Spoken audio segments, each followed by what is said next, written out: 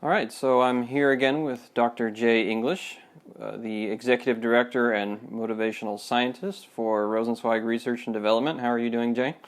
I'm great. Good, good. I'm here with you today to continue our discussion from the last recording that we made regarding stress and anxiety. And I wanted to ask you, is there a connection between communication and anxiety? Yes. Well, that's very interesting. Could you give us a little bit more about that? Certainly. Of course, there's a connection between communication and anxiety.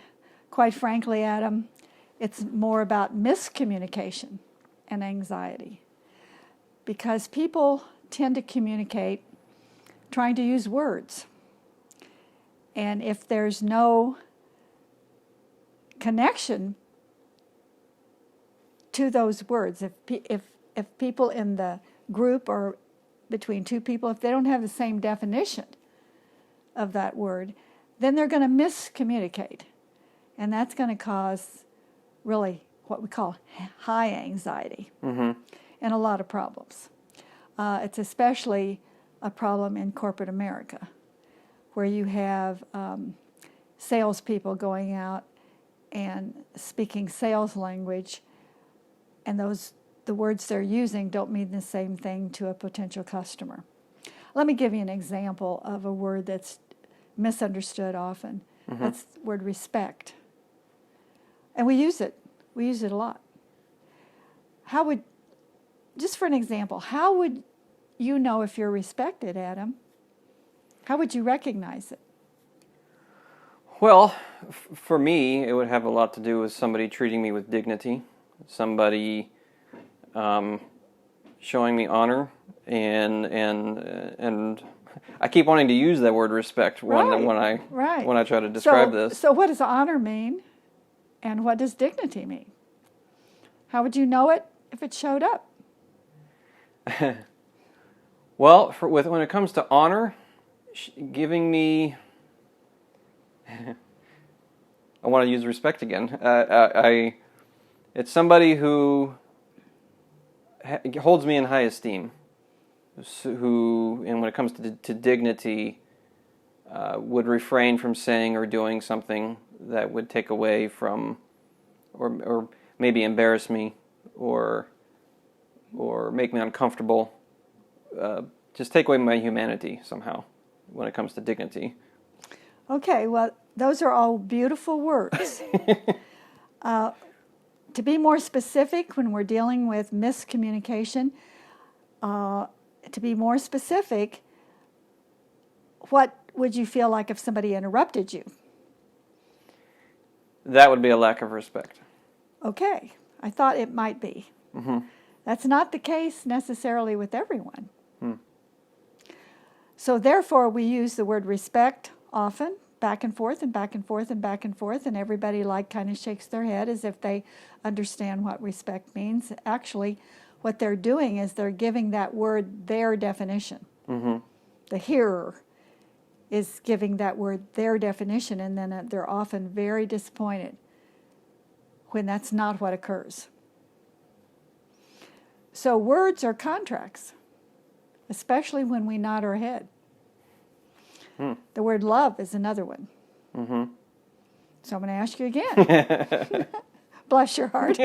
I'm the guinea pig tonight. How would you know if you were loved? There's a lot of ways. For one, somebody who has empathy for what I find valuable. What's empathy? Having appreciation for my feelings or someone else's feelings, whether or not they agree with. I'm trying to get you to be a little more specific, like what would they not do? Okay. If I'm upset about something, it would matter to them and they'd listen to me. Okay, so you would be listened to. Okay, yes. All right. Would you be surprised to know that that's not everyone's definition of love? No, I'm not surprised by that. Yeah. Okay. Yeah. So you get where I'm going with this. What we need to do to not be misunderstood is we need to speak and define the words we're going to use at least once in a conversation. Mm-hmm. If we use the word respect, we say, by that I mean, Mm-hmm.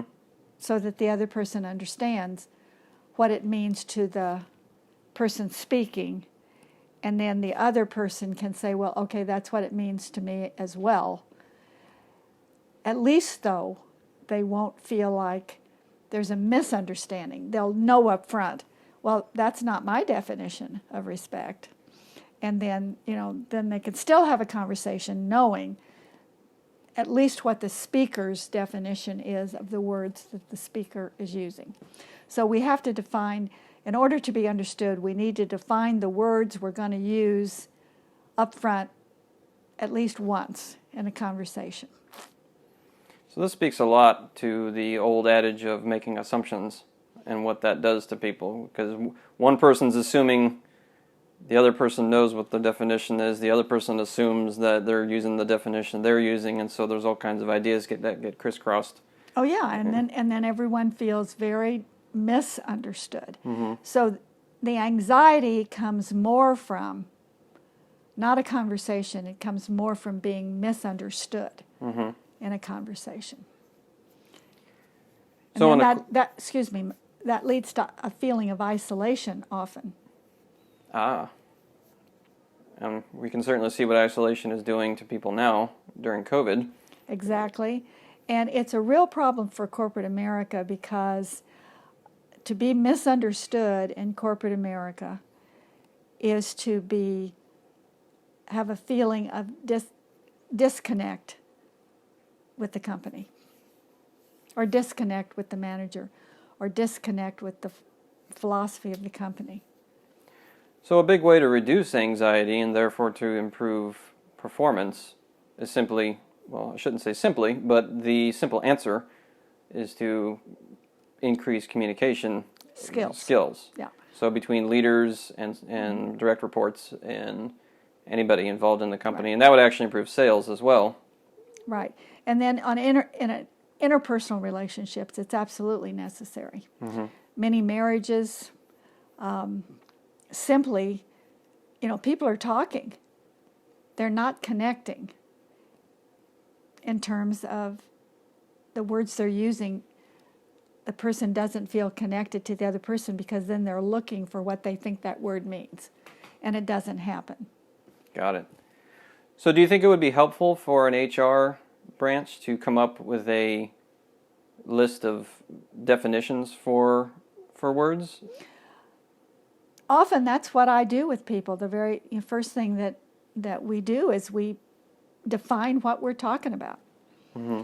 And if there's 5 people in the room, it's very seldom we're going to get the same definition. Even though there's a Webster's dictionary and there are books of wisdom that define words, people still tend to have their own definition. And so if you get 5 people, often you get 5 different definitions of the same words, and people are shocked. They can be workmates for years, or they can be in the same family. And they're going, what? Is that what you mean when you use that word? Well, I wondered why you weren't doing what I thought you had said you were going to do. That word doesn't even mean the same thing to you that it means to me. And then there can start to be some sort of camaraderie and understanding. And so there's a list of words, the commonly used words, like love and respect and forgiveness and those kind of words that we use back and forth. Success, failure. What do those words mean? Mm-hmm. Enough. How in the world do you measure that? What's enough? Yeah.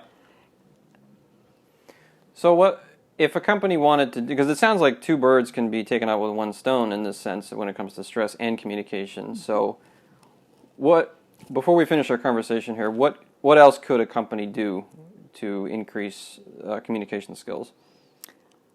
They could do team games, get people together and do just what we talked about. Mm-hmm. Write down on a piece of paper your definition for this word. Write down on a piece of paper your definition for that word. and then have people kind of talk about it and make it fun before it gets serious. Before people feel misunderstood, before they feel the anxiety of being misunderstood, before they feel left out of conversations. And by left out, I mean everybody's talking. The isolation comes from not being understood. Mm-hmm. Or unhappiness is unmet expectations. Therefore, that's the problem with being misunderstood, is there's an expectation that's not being met. If somebody misunderstands what we've said, then they have an expectation of us that we're not going to be able to do. Or maybe even a series of expectations. Absolutely. Like people sign on in a marriage with, I love you. Well, I love you too. And then that's an unwritten contract. And people don't live up to it because they don't have the same definition. And it's not been communicated. That's right. And it's not been communicated up front. And I've been told, oh, that takes all the romance out of it. And I said, well, just wait till you're misunderstood. If you want to lose romance, just wait till somebody gets upset with you because you broke a contract they think you signed. Well, and it only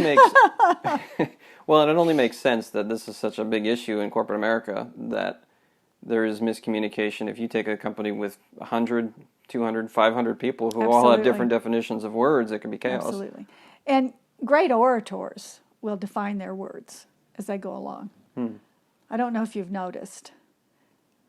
I'll be paying more attention since you've said that. Some great speeches will have the words, the speech, the really proficient speaker will be defining their words as they go along.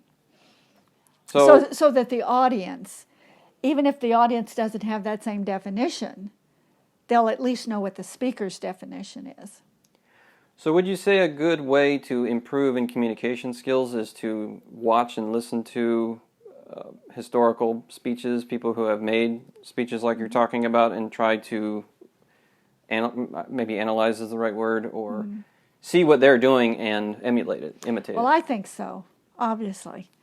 I don't know if you've noticed on my coffee table, when you and your wife came over to visit, that there was a book called Voices.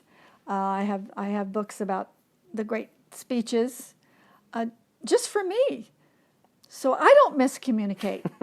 Oh my goodness, I don't want to be isolated.